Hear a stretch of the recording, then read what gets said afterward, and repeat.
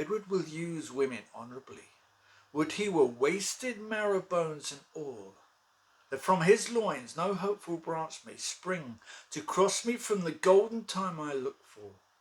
And yet, between my soul's desire and me, the lustful Edward's title buried is Clarence Henry and his son young Edward, and all the unlooked for issue of their bodies, to take their rooms ere I can place myself, a cold premeditation for my purpose.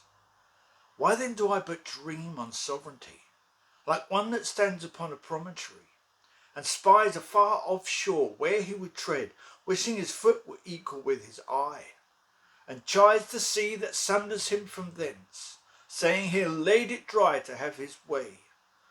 So do I wish the crown, being so far off, and so I chide the means that keeps me from it, and so I'll say I'll cut the causes off, flattering me with impossibilities. My eyes too quick, my heart o'erweens too much, unless my hand and strength can equal them. Well, say there is no kingdom then for Richard. What other pleasure can the world afford? I'll make my heaven in a lady's lap, and deck my body in gay ornaments, and wit sweet ladies with my words and looks. O miserable thought, and more unlikely than to accomplish 20 golden crowns.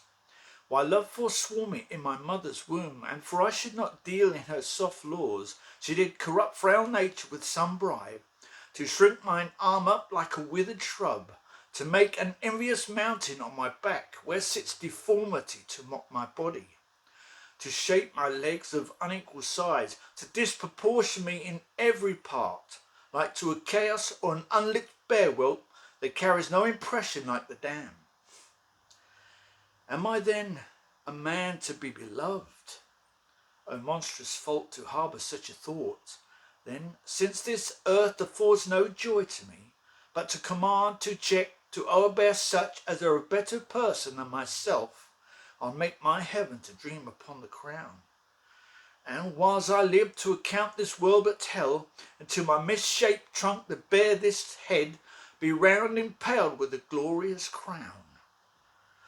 And yet I know not how to get the crown, for many lives stand between me and home, and I like one lost in a thorny wood that rends the thorns and is rent with the thorns, seeking a way and straying from the way, not knowing how to find the open air, but toiling desperately to find it out.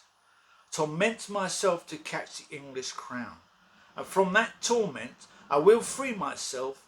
I hew my way out with a bloody axe.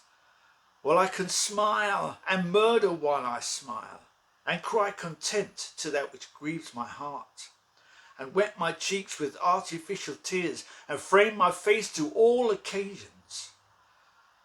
I'll drown more sailors than the mermaid shall. I'll slay more gazers than the basilisk. I'll play the orator as well as Nestor, deceive more slyly than Ulysses could, and, like a Sinon, take another Troy. I can add colours to the chameleon, change shapes with Proteus for advantages, and set the murderous Machiavel to school. Can I do this, and cannot get a crown? Tut, were it further off, I'll pluck it down.